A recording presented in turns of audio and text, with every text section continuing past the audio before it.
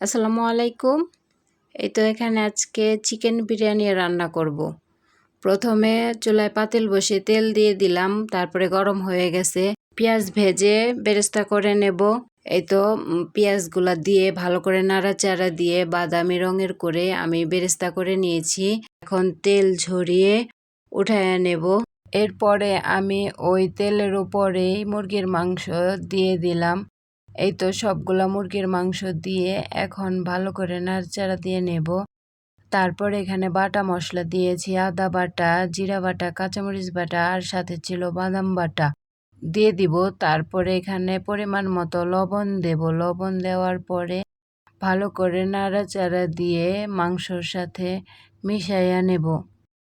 মুরগির মাংস ভালো করে কষাইয়া নেব।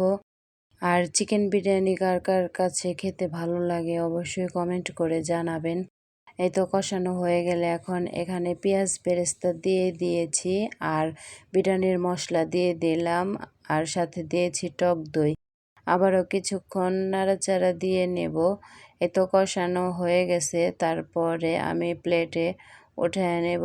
এই তো সবগুলা প্লেটে উঠানো হয়ে গেছে। তারপরে এই যে পোলাওর চাল ধুয়ে রেখে দিয়েছিলাম আর ওই পোলাওর চাল দিয়ে দিলাম। ওই তেলের মশলা আলা তেলের ভিতরে দিয়ে দিয়েছি। ভালো করে নাড়াচাড়া দিয়ে মশলার সাথে মিশাইয়া নেব। এই তো নাড়াচাড়া দিয়ে মশলার সাথে মিশাইয়া নেওয়ার পরে এখানে আমি পরিমাণ মতো লবণ দিলাম আর উপর দিয়ে পেঁয়াজ বেরেস্তা ছিটিয়ে দিলাম। এই তো আবারও নাড়াচাড়া দিয়ে সময় ধরে ভেজে নেব পোলাওর চালটা।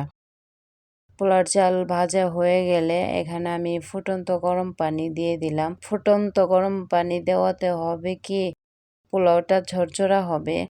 আবারও নাড়াচাড়া দিয়ে পোলাওটা রান্না করে নেব। চালটা বলক এসে গেলে আমি তারপরে কয়েকটা কাঁচামরিচ দিয়ে ঢাকনাতে ঢেকে পোলাওটা রান্না করে নেব।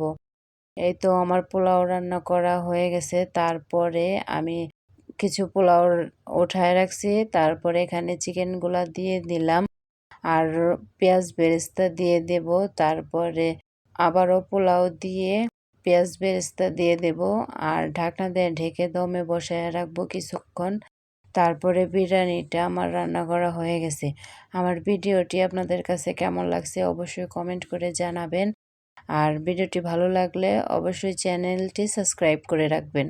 আল্লাহ হাফেজ।